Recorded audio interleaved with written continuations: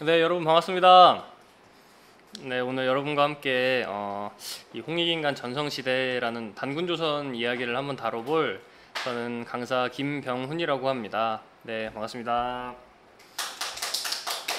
어, 네, 우리 대한사랑 활동을 하시는 분들이 화면을 많이 안 켜주셨군요. 제가 그래도 켜주신 분들이 조금 있지만 벽에 대고 얘기하는 느낌이라 혹시 실례가 안 된다면 화면 전체가 나오지 않아도 괜찮으니까 저랑 눈이라도 좀 마주쳤으면 좋겠어요. 그래서 화면을 켜줄 수 있는 분은 켜고 좀 저랑 이야기를 같이 나누면서 오늘 시간을 함께 했으면 좋겠습니다. 일단 아까 방금 전에 임지훈님이 이제 연표문 홍익인간에 대해서 발표를 해주셨는데 오늘 제가 할 내용이 이미 다 끝난 것 같아요. 사실 강의를 안 해도 될 것 같아요. 그만큼 정리를 너무 잘 해주셨고 그 다음에 제가 지금 화면에 보이시는 분이 이제 성일님 맞나요? 네, 성일님, 그 다음에 민서님이 잠깐 나왔다가 사라지셨고, 그 다음에 신인님 이렇게 네 분이 보이고 계시네요. 다른 분 뭐 아까 근원님이나 뭐 혜원님, 선미님, 뭐 초연님 다 화면을 켜주시고 저랑 눈을 마주치면서 함께 해주시면 좋겠어요. 자, 일단 제 소개를 간단하게 하면요. 제 이름은 김병훈이라고 하는데요. 이제 한자 뜻이 밝을 병자의 공훈자예요. 그래서 어딜 가든 사람들과 함께 밝게 어울리고 세상을 밝게 만들어라라는 뜻을 가지고 있어요. 그래서 항상 긍정적인 생활을 하려고 노력 중인 사람입니다. 그리고 저는 취미가 축구예요. 축구를 좋아합니다. 축구 좋아하시는 분? 없군요. 근한 친구 좋아하시는군요. 성일이도 좋아해요? 어제자로 저기 메시가 바르셀로나를 떠난다는 소식이 있어서 지금 굉장히 파급적인 소식이 있죠. 근데 요즘 제가 코로나 때문에 축구를 못해서 굉장히 답답한 마음이 있어요. 그리고 그러다 보니까 제가 자주 보는 유튜브 채널도 이런 축구 관련 채널이 굉장히 많고 요즘은 이제 게임 유튜브도 많이 보거든요. 그래서 해안, 뭐 우주하마 이런 쪽을 좀 많이 보고 있습니다. 배그 쪽을. 그래서 친구들하고 이제 코로나 시대 이후로 모바일 배그를 자주 하거든요. 이제 밖에 나가서 같이 못 노니까 이제 모바일로 같이 게임을 하기도 하는데 그래서 제가 시작하기 전에 간단하게 여러분하고 이야기를 나눠보고 싶어요. 여러분 어떤 걸 좋아하시는지 제가 이렇게 소개를 한 것처럼 우리 근화님은 요즘 뭐 보시는 유튜브 자주 보는 유튜버가 있나요? 저는 종합 게임 유튜브 자주 봐요. 누구 자주 봐요? 제일 자주 보는 사람?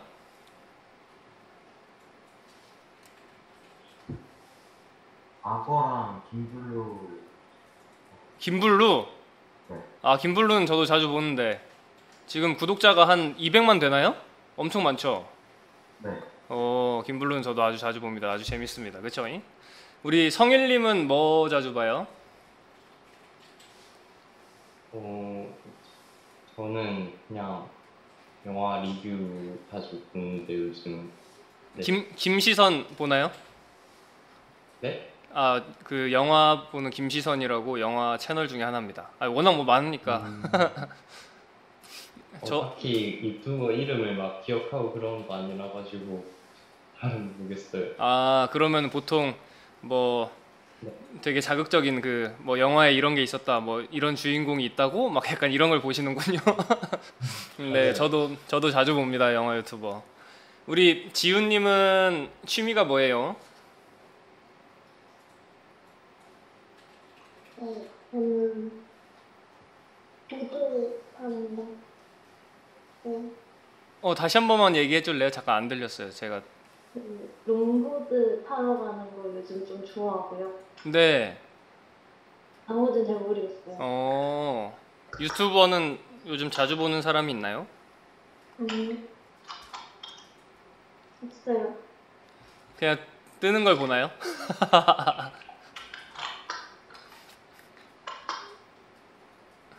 네, 그렇습니다. 저도 마찬가지입니다. 아니, 일부러 이렇게 이야기를 한 게 제가 여러분한테 질문을 좀 던지고 싶어가지고 혹시 신인님 잠깐 얘기 가능해요? 아마 버스를 타고 계신 것 같은데 혹시 가장 존경한 위인이 누구예요?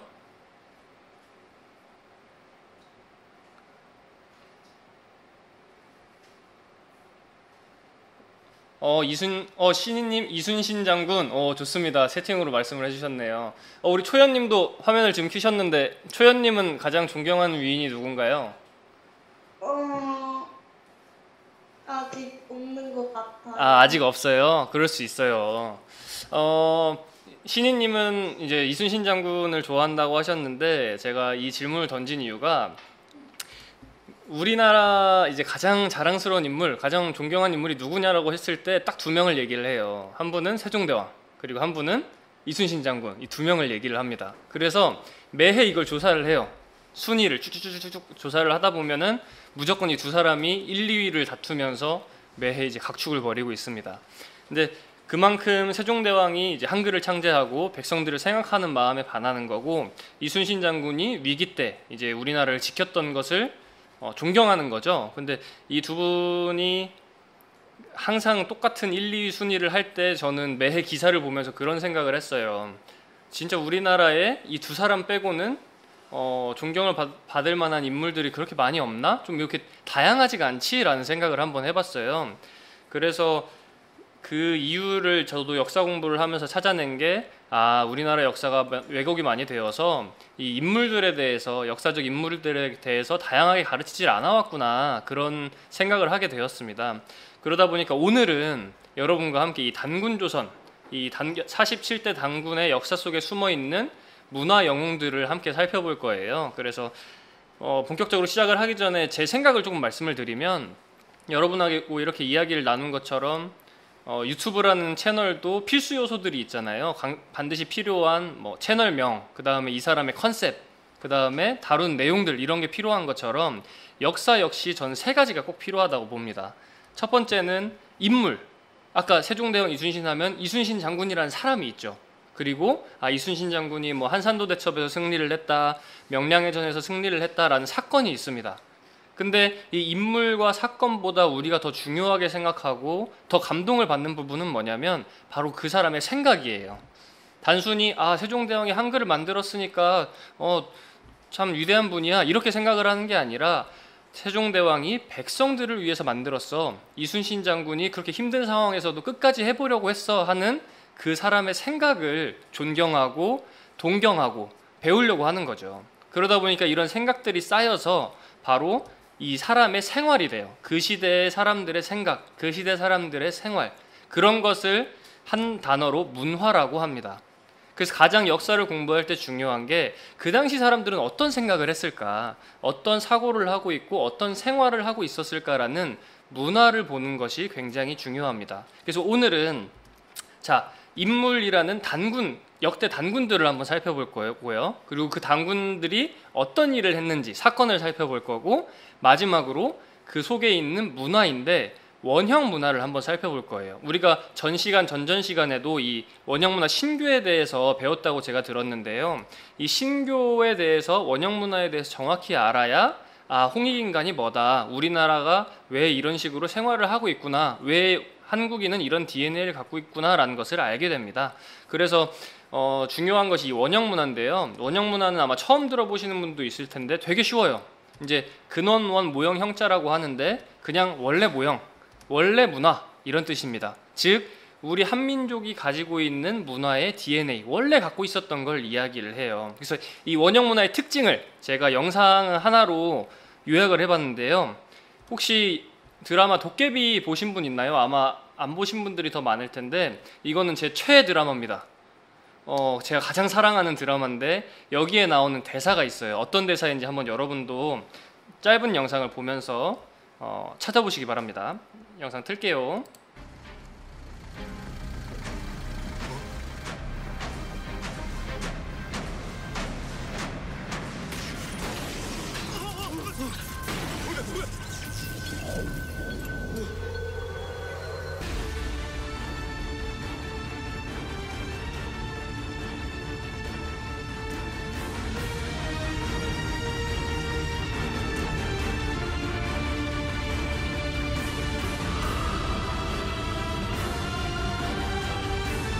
공유하고 이동욱이라는 두 사람이 이제 도깨비랑 저승사자인데, 이 여주인공인 김고은을 구하러 오는 장면입니다. 김고은이 이제 납치를 당해가지고 빨리 삶아! 빨리 담배!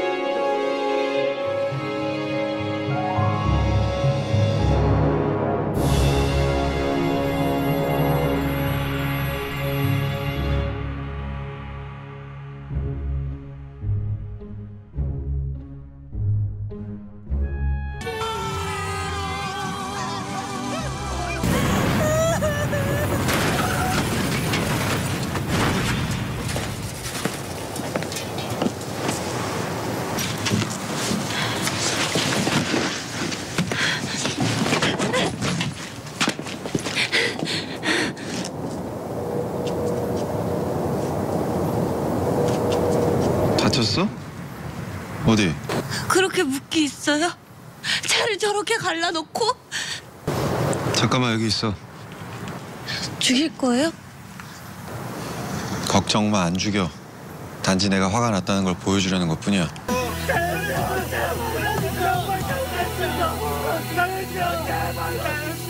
이틀 동안 이 길은 지도상에서 없어질 거야. 이틀 동안 누군가에 의해 발견되는 행운 따위는 없다는 뜻이다. 죗값은 경찰서에 가서 치르면 된다. 내게 치르지 않게 된 걸 감사히 여겨라. 치는 때론 네가 핍박한 자들 사이에 숨어 있는 법. 감사 인사는 저 아이에게 하고. 네, 여러분 어떤 대사인지 한번 찾으셨나요? 네, 마지막에 신은 때로는 네가 핍박한 자들 사이에 숨어 있는 법이다라고 하면서 이제 저 사람들이 이제 사채업자인데 이제 김고은이 진 빚을 받으려고 납치를 해요. 그래서 구하러 가는 장면인데 이제 우리 주변에 핍박받는 사람 사이에 뭔가 신이 숨어 있다라는 이제 명대사를 남깁니다. 이게 뭘 의미를 하냐면 오늘 함께 이 역대 당군들 47대 당군들과 함께 살펴볼 우리의 신규 원형 문화가 바로 굉장히 우리한테 익숙하고 친근하고 우리 주변에 있는 문화들이에요. 근데 이게 숨겨져 있기 때문에, 그리고 우리가 신규에 대해서 정확히 모르기 때문에 아 이게 이런 거였어 모를 뿐이지, 오늘 저와 함께 이런 원형 문화를 살펴보면 끝에는 아 이게 여기서 나온 거야 라는 말을 하실 수 있을 겁니다. 그럼 자, 본격적으로 한번 시작해 볼까요? 자, 오늘 목차입니다. 딱 4가지만 살펴보겠습니다. 첫 번째는 홍익인간 시대, 그 찬란한 시작으로 단군왕검과 부르단군에 대해서 살펴볼 거예요. 두 번째는 이 원형 문화가 화려하게 꽃피우는 마치 신규 문화의 중흥기라고 할 수 있는데요. 가륵, 도해, 흘달단군 이 3분에 대해서 살펴볼 거고요. 세 번째는 단군조선의 터닝포인트, 이 단군조선이 큰 전환기를 맞이하게 되는데 이 색불로 단군에 대해서 살펴볼 겁니다. 그리고 마지막으로 단군조선이 망국의 길을 가게 되는 그 마지막 때에 마지막 불꽃을 살랐던 이제 구물단군에 대해서 살펴보고 이 4파트만 살펴보고 끝낼 거예요. 그래서 빨리빨리 넘어갈 거고 굉장히 스피디 있게 넘어갈 거기 때문에 자, 집중하시고 따라오셔야 됩니다. 자, 첫 번째 단군왕검 그리고 부르단군에 대해서 살펴보죠. 이때 이제 홍익인간의 시대가 시작이 되면서 이 단군조선이 개국을 하게 되는데요. 단군왕검이 이제 초대 단군이고 부르단군은 제 2대 그 다음을 이은 단군왕검의 아들입니다. 그래서 이 두 분에 대해서 한번 살펴볼게요. 자, 첫 번째 단군왕검의 개국. 자, 환국 배달의 역사 정신을 이어받았다. 그것이 바로 홍익인간이고 실제로 환국 배달부터 내려온 이런 역사 정신을 꽃피우기 시작하게 됩니다. 그래서 이 단군왕검에 대해서 우리가 아는 단군왕검 하면 딱 떠오르는 이미지가 딱 이거거든요. 나뭇잎 옷을 입고 있고 허름한 옷을 입고 있고 머리에는 아무것도 쓰고 있지 않아요. 근데 이게 뭘 의미를 하냐면 이 동시대의 뭐 서양이든 동양이든 모든 왕, 황제, 천자들은 무조건 관을 쓰고 있어요. 그리고 화려한 옷을 입고 있습니다.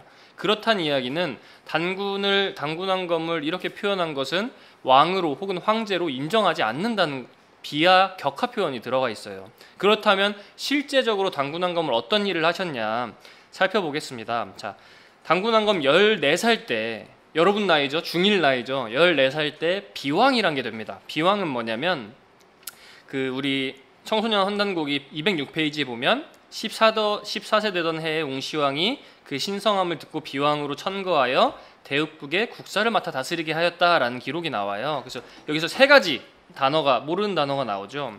웅시왕은 이제 단군왕검의 외할아버지예요. 웅시왕의 딸이 이제 단군왕검의 어머니가 됩니다. 그래서 이 웅시왕이 단군왕검이 어렸을 때부터 너무나 신성하고 덕도 있고 똑똑하고 완전 천재지. 천재로 소문이 나다 보니까 이 우리나라에 일을 맡겨봐야겠다 해서 비왕으로 임명을 합니다. 이 비왕은 부왕인데 이때 제도가 단군조선 제도 자체가 배달국 때부터 왕이 있고 혹은 천자가 있고 이제 좌현왕, 우현왕이라고 해서 부왕을 둬요. 같이 나라를 다스릴 수 있게. 그래서 한쪽 비왕을 맡겨서 대신 나라를 다스리게 합니다. 그게 바로 이제 대읍국이라는 나라인데 뭐 웅시국이라고도 하고요. 이 대읍국이라는 나라는 배달국에 있었던 제후국을 의미를 합니다. 그래서 이 14살이란 어린 나이부터 24년간 이 대읍국을 대신 다스리다가 이 웅시왕이 전쟁에서 죽고 또 배달국에도 당시에 너무 혼란한 상황이 이어져서 이 백성들이 뿔뿔이 다 흩어져요. 그거를 하나로 모으기 위해서 아사달이라는 곳에 가서 800명을 거느리고 이제 삼신상제님께 제천 행사, 제사를 지냅니다. 그거를 백성들이 보고 나서 아, 저분이 우리의 이제 황국 배달을 이으실 분이다 해서 당군왕검님 제발 저희 좀 다스려 주세요. 저희를 그 나라로 받아주세요 해서 임금으로 추대를 하게 됩니다. 그러니까 처음부터 내가 임금을 할래, 내가 나라를 세울래 한 게 아니라 옆에서 이제 백성들이 제발 부탁을 하니까 어쩔 수 없이 이제 단군조선을 세우게 되는 거죠. 그래서 아사달이라는 곳을 도읍으로 하고 나라 이름을 조선으로 하게 됩니다. 이때가 단군왕검 38세 때 일이에요. 근데 이 단군조선의 가장 특이한 점을 하나를 꼽으라면 아사달에 도읍을 했다고 했잖아요. 근데 그 외에도 이 수도가 2개가 더 있었어요. 그게 바로 이 그림인데 나라를 셋으로 나눠서 다스렸다는 겁니다. 그래서 단군왕검은 오른쪽 위에 보이는 진안이라는 이곳에서 전체를 통치를 하고 번환과 마한에 아까 말했던 비왕, 부왕을 둬서 이 각 지역을 다스리게 합니다. 그래서 이 진안의 수도인 아사달이 지금의 하얼빈이에요. 그래서 하얼빈은 우리가 잘 알고 있듯이 안중근 의사가 이토 히로부미를 저격한 곳이죠. 거기가 원래 이 단군조선의 역사가 흐르던 곳이었다. 그래서 이 세 개로 나라를 나누어서 다스린 이유는 바로 신교의 문화 중에 하나인 삼신관, 삼재론, 아까 연표문에도 천지인 삼재론이 있었잖아요. 그런 삼수를 바탕으로 나라를 다스리기 시작했다. 그래서 이 진안이 통치를 맡았다면 번안은 아무래도 국경에 있다 보니까 군사력이 셌고 그 다음에 전쟁을 도맡아 했습니다. 반대로 마한은 굉장히 보호를 받는 입장이었기 때문에 마한이란 땅은 문화적으로 경제적으로 굉장히 발달을 했어요. 그래서 이 세 구역이 각자의 특징을 가지고 나라를 발전을 시켰습니다. 그래서 이 특징이 남아있는 게 바로 이제 페이지 210페이지에 혈구 강화도에 삼랑성을 건설하시고 마리산에 참성단을 만드셨다라는 구절이 있는데요. 이 삼랑성이라는 것은 이 바로 옆에 참성단 옆에 있어요. 그래서 참성단에서는 항상 이런 제천 행사, 하늘의 제사를 지냈는데 그 제사를 주관하던 관직 사람들을 이제 삼랑이라고 합니다. 그 삼랑들이 사는 곳이라고 해서 삼랑성이라고 했어요. 그리고 이 삼랑성과 함께 참성단을 세우고 47대 역대 당군들이 즉위를 할 때마다 무조건 여기에 와서 제사를 지냅니다. 그러다 보니까 이 참성단과 삼랑선은 지금도 남아 있거든요. 근데 참성단이 있다, 삼랑성이 있다라는 것을 교과서나 이런 데서는 한 번도 들어보질 못해요. 그만큼 단군왕검에 대한 이야기를 들어볼 일이 없다. 이 문화적 이런 유물을 바탕으로, 이 건물을 바탕으로 여기서 제사를 지내고 항상 제사가 끝나면 뭘 하냐면 백성들을 다 불러 모아놓고 이제 단군왕검님이 야 사람은 이렇게 살아야 된다 하고 가르침을 내립니다. 그것을 이제 8대 강령, 8조교다 이렇게 얘기를 하는데요. 제가 이걸 들고 온 이유가 여기에 바로 아까 우리 지훈님 맞죠? 지훈님이 말씀하셨던 홍익인간의 정신이 들어가 있기 때문이에요. 그래서 8가지 가르침인데 하나하나 살펴보면 첫 번째는 하늘의 법도는 오직 하나니 정성과 일심이 성공의 관건이다. 이건 무슨 뜻이냐면 내가 무슨 일이든 성공을 하려면 노력을 해야 되고 집중을 해야 된다는 뜻이에요. 그리고 두 번째는 사람의 마음도 하나로 같으니까 내 마음을 미루어서 다른 사람의 마음을 생각해라. 쉽게 말해서 역지사지죠. 내가 싫은 건 남한테도 강요를 하면 안 되는. 세 번째는 부모를 잘 공경해야 능히 하늘을 잘 보실 수 있다라는 말이 있어요. 그래서 부모를 하늘과 같이 여기라 이런 뜻이죠. 네 번째는 이제 너희 남녀는 잘 좋아해서 원망하지 말고 음행하지 말라 이런 이야기도 있고, 제가 왜 일부러 이런 8대 강령을 들고 왔냐면 그 당시에도 마찬가지지만 지금 우리의 현대 지금의 삶에도 이것들이 굉장한 메시지를 던져주고 있기 때문이에요. 그래서 다섯 번째는 10손가락을 깨물어 안 아픈 손가락이 없다. 그러니까 서로 돕고 해치지 마라. 여섯 번째는 야 소와 말도 먹이를 나눠 먹는데 너희도 양보하고 도적질하지 마라. 일곱 번째는 만물을 사랑하고 위태로운 사람을 도우며 비천한 사람을 업신여기지 말라. 여덟 번째는 타고난 본성을 잘 간직해서 악을 품지 말고 남을 해치지 말라. 이 8가지를 전체적으로 보면은 어떤 느낌이 드세요? 되게 당연한 거 아니야? 약간 이런 생각이 들지 않나요? 아니 사람은 원래 저렇게 해야지. 되게 기초적이고 기본적이죠. 근데 여기서 우리가 한 번만 더 들어가서 깊이 생각을 해볼 필요성이 있습니다. 내가 진짜 이렇게 살고 있나? 특히 3번 부모를 잘 공경하라. 부모님을 공경하시나요? 뭐 오늘 아침에 혹시 엄마 나 오늘 이거 입어야 되는데 왜 빨래 안 해놨어? 아 밥 안 먹는다니까 이러시진 않았나요? 혹은 뭐 어머니가 야 이거 어떻게 됐어 저거 어떻게 됐어 묻는데 아 알아서 할게 아 몰라도 되잖아 이렇게 퉁명스럽게 하신 적이 있으신가요? 이런 거를 생각해 보면 생각보다 우리가 이 기초적인 것을 행동으로 옮기는 게 정말 어렵습니다. 그런 만큼 이 8가지 가르침이 사실은 당군왕검이 사람은 이렇게 살아야 된다라고 인간으로서 가장 기본적인 걸 이야기를 해주신 거예요. 그래서 이것에 대해서는 이제 마지막에 다시 한번 정리를 해볼게요. 그래서 참성단, 그 다음에 뭐 제천단, 그 다음에 이런 8대 강령 이런 걸 바탕으로 단군왕검이 이제 나라를 세우고 단군조선을 세우고 나라를 다스립니다. 그래서 사실은 이 단군왕검의 위치 자체가 천자고 이제 한 나라의 황제이기 때문에 그림을 이런 식으로 그려야 되는 거죠. 관이 확실하게 있고 용포를 입고 이런 식으로 이제 복원한 영정이 있습니다. 그래서 이 단군왕검이 나라를 다스리시다가 돌아가셨을 때 백성들이 너무 슬퍼해서 3년 동안 웃질 않았다 그래요. 근데 그 슬퍼하면서 뭘 했냐면 단군왕검을 추모를 하면서 우리 몇 년 전에 5년 전이죠. 세월호 사건이 있었을 때 아마 여러분 다 아실 거예요. 노란 리본을 가방에도 달고 이런 배지로도 달고 혹은 이 클라이밍 선수 같은 경우는 머리에도 이렇게 달았어요. 이 의미가 노란 리본의 의미가 뭡니까? 그들의 안타까운 죽음을 추모를 하는 거죠. 그런 것처럼 단군왕검이 돌아가신 거를 너무 슬퍼하면서 이런 식으로 만들어서 머리에 찼던 게 있어요. 그것을 단기라고 했습니다. 이게 바로 지금까지 남아있는 이 댕기머리거든요. 단기가 댕기가 되었다. 그래서 이 단군왕검을 추모를 하면서 머리에 달았던 헤어스타일이 지금까지도 남아있는 겁니다. 그럼 여러분도 이제 댕기머리의 기원이 뭔지 아세요? 그게 단군왕검을 추모한 액세서리예요 라고 이야기를 할 수 있는 거죠. 이런 것처럼 단군왕검의 그런 치적이 이런 업적이 우리 삶 근처에도 아직도 남아있다는 걸 볼 수가 있습니다. 오늘 다 이런 식이에요. 역사 속에 인물이 있었고 사건이 있었고 반드시 문화가 남아있는 것을 살펴볼 겁니다. 그래서 단군왕검이 돌아가신 후에 2세 부르당군이 즉위를 하십니다. 이제 부르당군은 단군왕검이 문화적으로 토대를 쌓았다면 부르당군은 그걸 바탕으로 해서 경제적으로 엄청 발전을 시켜요. 경제 대통령이라도 또 볼 수 있을 정도로 이 원형 문화를 바탕으로 나라를 굉장히 성장시키고 부강하게 만듭니다. 그래서 212페이지에 보면은 임금께서 어질고 복이 많아서 백성과 함께 산업을 다스리시니 굶주리는 사람이 없었다. 그래서 매년 봄, 가을에 하늘의 제사를 지내고 농업, 누에치기를 권장하고 학교를 지어서 학문을 일으키시니 문화가 크게 발전하고 그 명성이 나날이 퍼져나갔다라는 기록이 있습니다. 이것만 봐도 부르당군은 뭔가 산업하고 농업하고 이런 경제적인 것하고 관련이 있구나라는 것을 알 수가 있죠. 그래서 업적을 간단하게 살펴보면 처음으로 도량형이라는 걸 통일을 해요. 도량형이라는 건 뭐냐면 예를 들어 쌀이 한 대다, 뭐 한 박스다라는 것을 규격화시킵니다. 그리고 센티미터, 뭐 밀리미터 이런 한치다, 한자다 이런 거를 다 통일을 시켜요. 이것이 뭐가 중요하냐면 시장에서 물건을 사고 팔 때 굉장히 중요합니다.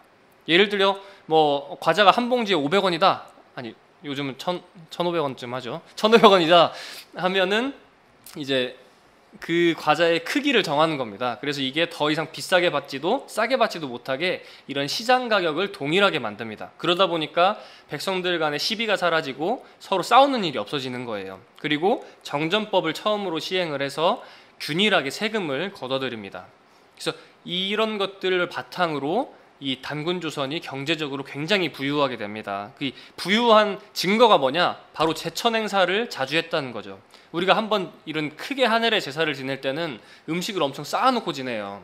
그런 것처럼 음식이 그만큼 백성들이 먹고도 남았다는 얘기고, 또 이 제천 행사를 할 때 쓰였던 음악을 만드셨는데 그게 바로 어화가입니다. 어화가는 이제 어화라는 게 어떤 뜻이냐면 우리 그 옛날 민요나 이런 거 보면 어기여 디어차, 어기야 디어차, 이런 그 어구를 많이 쓰잖아요. 그거의 근원이 바로 이 어화입니다. 어화는 이제 하늘의 임금을 부르는 소리인데, 이 하늘의 제사를 지낼 때 축제를 열고 이 어화가를 부르면서 음주 가무를 즐기는 게 남아 있었습니다. 그게 이제 제천 행사라는 문화는 없어지고 사실 어른들의 음주 가무만 남은 거죠. 근데 다만 다행인 게 이 가무를 바탕으로 K-팝을 발전시키고 지금 해외로 뻗어나가고 있는 걸 볼 수가 있습니다. 그래서 이 노래의 근원인 어화가가 있다. 그래서 이 어화가를 바탕으로 고구려까지 이 어화가가 이어져요. 그래서 우리가 잘 알고 있는 광개토 대왕도 연개소문도 이제 이 어화가를 이 군사들과 함께 부르면서 사기를 진작시켰다라는 기록이 나옵니다. 그래서 이 어화가 가사를 잠깐 살펴보면 우리 대조신 크시는 덕 배달의 아들 딸 모두 영원히 잊지 못하리라고 하면서 배달의 정신을 이었다는 걸 볼 수가 있죠. 그리고 선한 마음 큰활되고 악한 마음 관역되니 우리 모두 큰활돼서 악의 관역을 꿰뚫자라는 내용이 들어가 있어요. 그래서 이 어화가의 가사에 대해서는 이따가 다시 한번 살펴볼게요. 그래서 이 부르당군이 나라를 부강하게 만들고 돌아가셨을 때 또 백성들이 얼마나 슬퍼하겠습니까? 우리를 이렇게 풍요롭게 살게 해주고 배부르게 해주셨는데 돌아가셨다 해서 이 부르당군을 이 기린 풍속이 뭐냐면 이 부르단지라고 해요.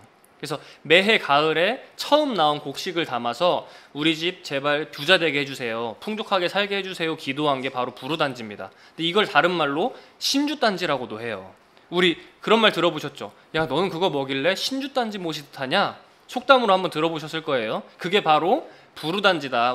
내 몸에서 우리 집에서 반드시 있어야 될 것, 가장 소중한 것, 그게 바로 부르당군의 이런 재물복을 기리면서 남은 문화라는 겁니다.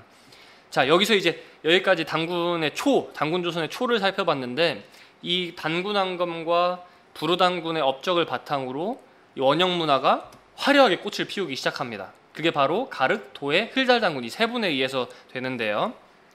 3세 가륵당군 때는 이제 원형 문화를 창제를 해요. 문자를 이제 창제를 처음으로 만듭니다. 근데 이 문자의 형태가 굉장히 신기해요. 뭐냐면 우리 한글, 지금 쓰고 있는 한글이란 게 세종대왕이 만들었다라고 알고 있습니다. 근데 재밌는 건 세종실록이나 세종대왕에 대한 기록을 보면 이 한글을 세종대왕이 만들 때 옛 전설을 모방해서 만들었다, 옛 글자를 베껴서 만들었다라는 얘기가 나와요. 근데 그 문자의 정체가 바로 이 가륵당군이 만드신 가림토 문자라는 겁니다. 여러분 PTT를 보시면 뭐가 한글인지 모르겠죠? 제가 다 찾아봤거든요. 이 38자를 다 비교를 해봤거든요. 다 들어가 있어요, 지금 우리가 쓰는 한글이.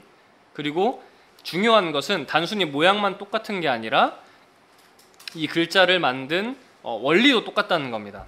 그래서 이 가림토를 바탕으로 세종대왕이 이걸 보고 훈민정음, 한글을 창제를 했다라는 걸 알 수가 있죠. 근데 이 가림토와 훈민정, 한글의 공통점이 뭐냐면 천지인이에요. 아까도 우리 연표문에서도 살펴봤고 삼신관, 삼재론이 들어있다는 걸 봤는데 바로 하늘과 땅과 인간이 나타난다는 거죠.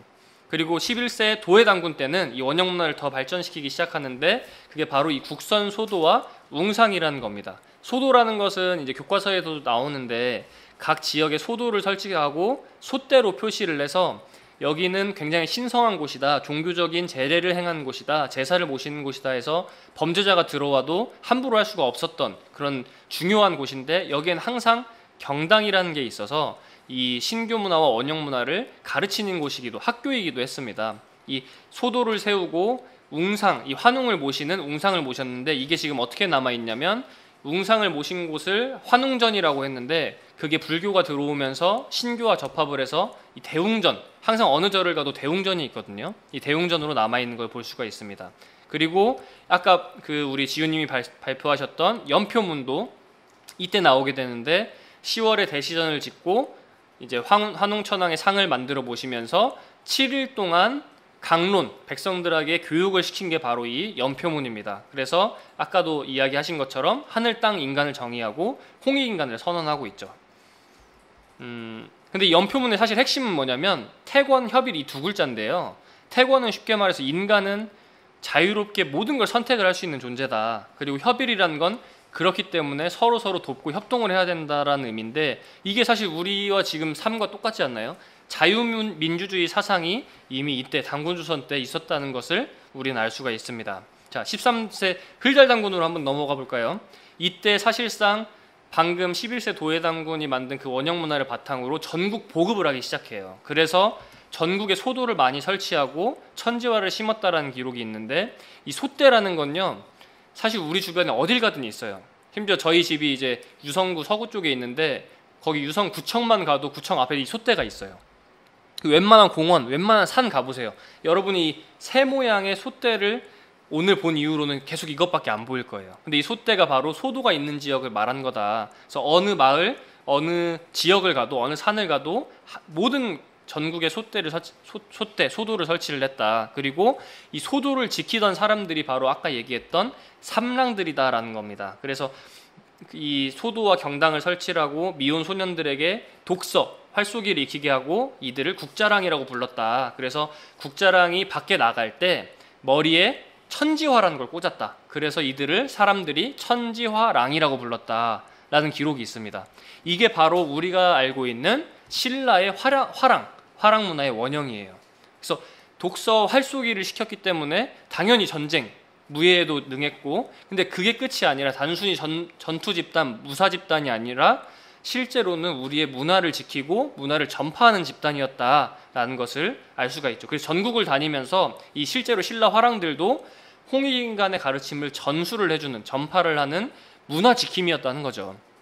그래서 실제로 이 화랑, 난가 문화는 9,000년 역사에서 계속 이어집니다. 배달 3천 제세행랑부터 해서 방금 살펴본 천지화랑, 국자랑, 천왕랑, 조이선인 화랑무절, 심지어는 이제 조선시대, 후기 조선시대에도 동학혁명군이 일어나면서 이런 난가의 맥을 잇게 되는데, 이 현대에는 사실 이 홍익인간의 정신을 잇는 단체가 거의 전무하다고 봐도 돼요. 근데 그거를 여러분이 이번 대한사랑 활동과 함께, 대한사랑이란 랑이란 뜻이 바로 이 난가 문화에서 따왔습니다.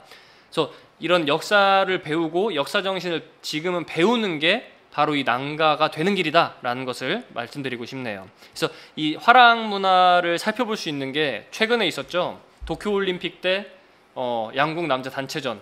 근데 마지막 화살을 쏘는데 활시율을 놓자마자 바로 끝. 외치는, 와, 소름 돋지 않나요? 저 이거 유튜브 보면서 엄청 소름 돋았거든요. 너무 멋있어가지고. 근데 왜 우리나라 사람들은 이렇게 활을 잘 쏠까? 그 이유가 단순히 물론 집중도도 높고 이런 것도 있지만 이 바로 난가 문화의 활쏘기 때문이다. 근데 이 활의 특징이 뭐냐면 재밌는 게 내가 맞춰야지라고 생각하면 안 맞는데요. 오히려 아무 생각 없이 마음을 비우고 자세만 반듯하게 하면 맞는데요. 그래서 이게 사실 얼마나 어려운 일이에요. 내가 당장 상대방은 10점을 쐈어. 나도 10점을 쏴야 돼.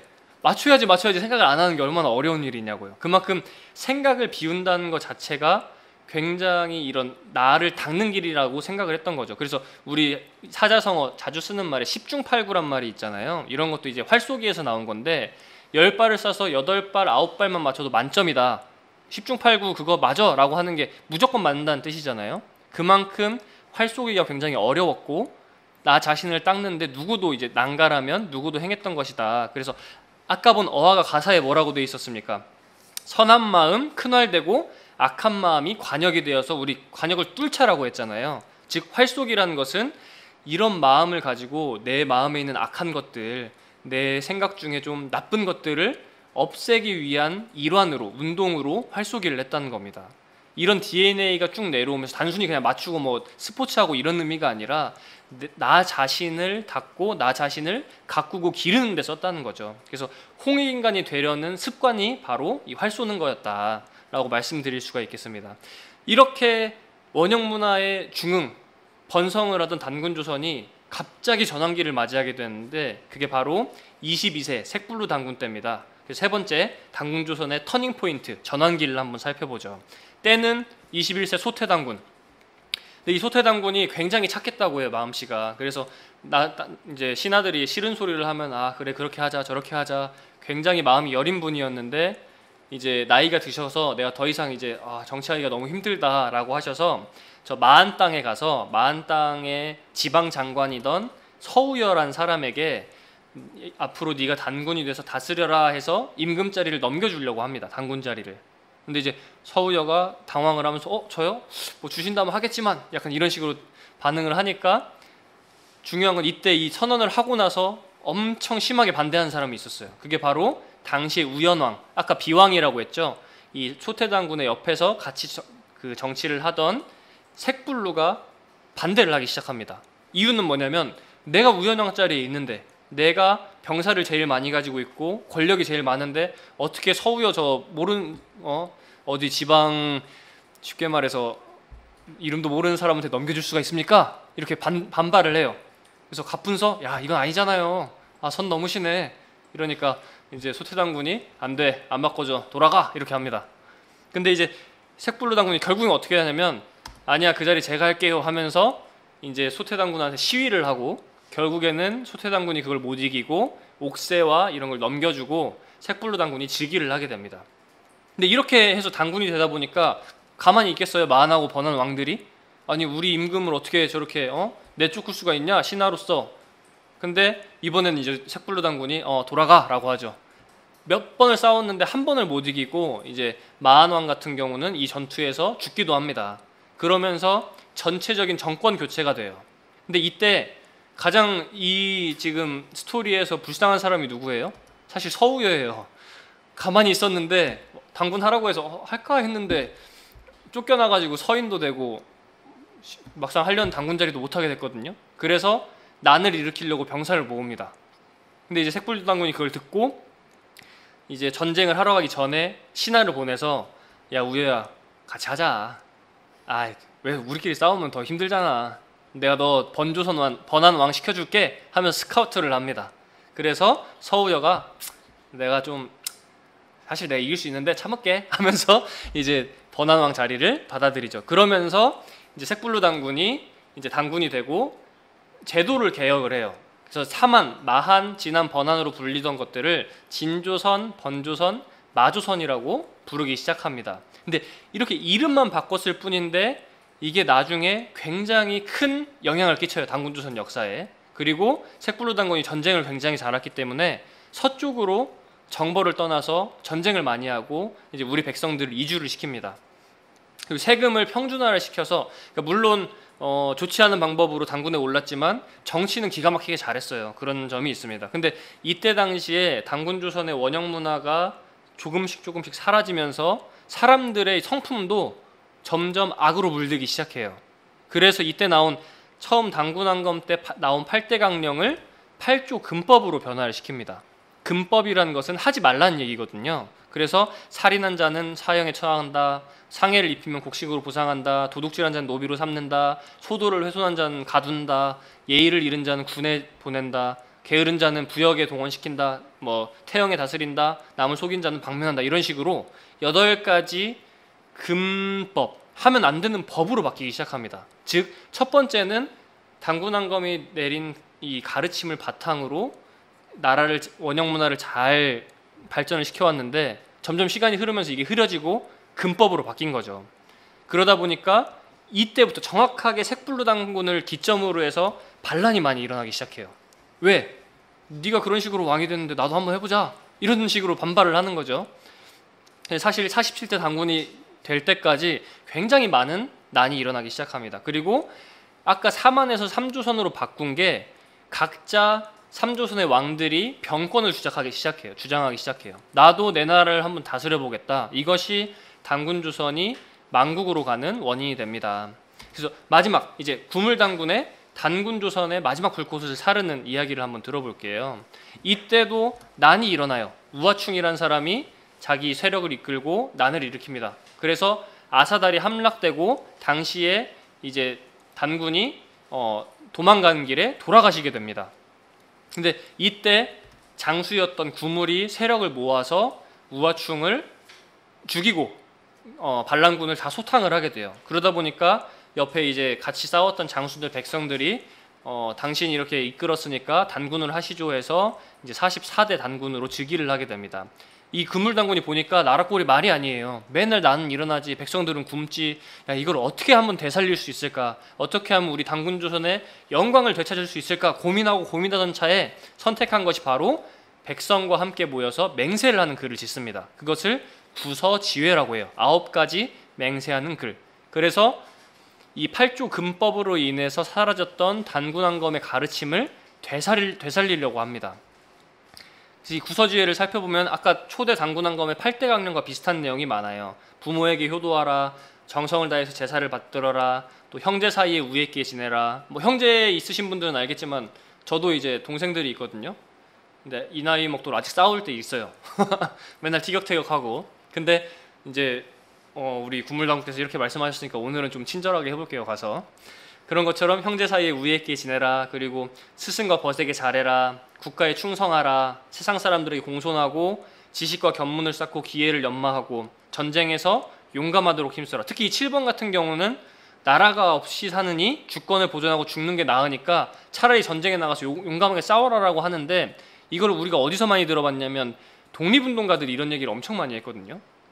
즉 독립운동가의 첫 번째 교육 과목이 역사였던 만큼 분명히 저는 당군왕검들의 이제 역대 당군들의 이런 가르침을 공부를 했을 거라고 생각을 합니다. 8번째는 이제 행동이 청렴하지 않으면 양심이 어두워지니까 몸가짐을 깨끗하게 해라. 그리고 직업을 가지면 책임이 따르니 최선을 다하고 의롭게 행동하라. 여러분 지금 학생이니까 공부를 하는 게 어떻게 보면 직업이죠. 거기에 최선을 다해야 됩니다. 어떤 공부든. 자, 그래서 이 구서지회를 바탕으로 당군조선이 회복이 되는가 했지만 아무래도 주변의 상황이 좋지 않아서 결국에는 47대 이제 고열과 당군 때 워낙 난들이 많이 일어나고 각 장수들이 독립을 하기 시작해요. 그래서 그걸 바탕으로 이제 당군조선이 이제 망합니다. 쉽게 말해서. 근데 이제 그 이후로 북부여가 시작이 되고 고구려로 역사가 이어지죠. 그래서 가장 오늘 사실 본 것 중에 제일 재밌는 게 뭐 댕기도 있었고 뭐 화랑도 있었지만 사실 이 8가지 가르침, 단군왕검이 초대 단군왕검이 내렸던 가르침이 시대 상황에 따라서 어떻게 변화하는지가 저는 재밌더라고요. 그래서 처음에 8대 강령으로 홍익인간의 가르침을 실천하는 것을 내놓으셨고, 이제 세상이 많이 어두워지고 서로 싸우고 뭐 사건 사고가 많이 일어나니까 그게 8조 근법으로 바뀌었고, 그리고 마지막에 당군조선이 망할 때는 오히려 다시 한번 그 가르침을 되살리려는, 부활시키려는 움직임이 있었다라는 것이 오늘 살펴본 흐름입니다. 그래서 총정리를 해보면요, 금방 끝났죠? 제가 원래 딱 이만큼만 준비했어요. 저는 시간을 빨리 하는 걸 좋아합니다. 자, 그래서 오늘 이 4가지를 한번 살펴봤는데, 이 4가지 이야기, 당군왕검, 부르당군을 통해서 이제 댕기와 부르단지를 살펴봤어요. 이제 5,000년이 지난 지금도 이 두 사람을 기리는 문화가 남아 있다는 거죠. 그리고 두 번째는 가륵, 도의, 흘잘당군을 통해서 한글의 원형인 가림토 문자를 살펴봤고, 또 이제 소대 문화, 소도 문화, 화랑 문화를 살펴봤습니다. 그리고 연표문을 간단하게 짚어봤고요. 그리고 세 번째, 네 번째를 통해서 당군조선이 어떤 흐름으로 이제 역사가 넘어가게 되는지 마지막을 살펴봤어요. 근데 오늘 이야기한 것 중에 가장 전 중요하다고 생각을 하는 게 바로 이 홍익인간 4글자인데요. 근데 우리가 당군왕검의 이런 8대 강령이나 이런 걸 살펴봤을 때 홍익인간이 굉장히 어려운 가르침이 아니거든요. 근데 널리 사람을 이롭게 하라는 단순한 의미가 아니라 나부터 잘해야 된다. 나부터 사람이 사람답게 사는 법을 배우고, 근데 이런 것들이 굉장히 우리에게 당연한 것이라고 생각하지만 실제 행동하기는 너무 어려운 거였고, 나 자신이 결국엔 올바른 인간이 돼서 사람다운 사람이 돼서 다른 일을 널리 도우라라는 가르침이었어요. 근데 이걸 위해서는, 홍익인간이 되기 위해서는 저는 이제 홍익인간의 길을 걸었던 선조들의 이야기를 배워야죠. 오늘처럼 역대 당군들이 이런 분이 계셨고 이런 업적이 있었는데 지금 이렇게 남아있다. 이게 우리 곁에 남아있는 문화를 배우는 게 굉장히 중요합니다. 그 두 번째는 신규 원형 문화를 바로 하는 게 중요합니다. 이것이 아까 제가 얘기했던 역사에 필요한 3가지, 인물, 사건, 문화 중에 바로 이 문화, 생각을 배우는 게 굉장히 중요하다고 생각을 해요. 세 번째는 이제 홍익인간의 가르침을 실천하기 위해서는 나 자신에 대한 생각을 깊이 해봐야 됩니다. 즉 우리 민족의 역사를 배우고, 저는 그렇게 생각해요. 우리 부모님의 역사를 배울 필요도 있다. 부모님이 어떻게 만났고 어떤 식으로 살아오셨고 우리 할아버지는 어떤 일을 겪었는지 내 부모, 내 조부의 이런 역사를 배우는 것도 굉장히 중요하다. 그게 나아가서 민족의 역사를 배우는 거고 나아가서 세계의 역사를 배우는 길이 아닐까, 그렇게도 생각을 합니다. 그 모든 길이 나 자신을 아는 길에 있다. 결국에는 나를 바로 아는 공부가 바로 이 신교 원형 문화의 공부, 홍익인간이 되는 길이다 라는 이야기를 해드리고 싶어요. 그래서 오늘 정말 짧은 시간, 제가 한 50분 했나요? 네, 정확히 50분 했네요. 이 50분의 시간 동안 간단하게 살펴본 거예요. 이 원문이나 혹은 청소년 환단고기를 보시면 이 우리 원형 문화와 역사에 대해서 더 자세한 내용들이 있습니다. 그래서 여러분이 단순히 이렇게 대한사랑 강의를 들으러 온다라고 생각하지 마시고 같이 함께 옛 역사를 배우면서 실제로 내가 오늘 하루를 어떻게 행동을 하고 어떻게 살 것인가, 어떻게 긍정적으로 더 좋은 방향으로 살 것인가를 고민하는 시간이 되었으면 좋겠습니다. 네, 이상으로 강의를 마치겠습니다. 고생하셨습니다.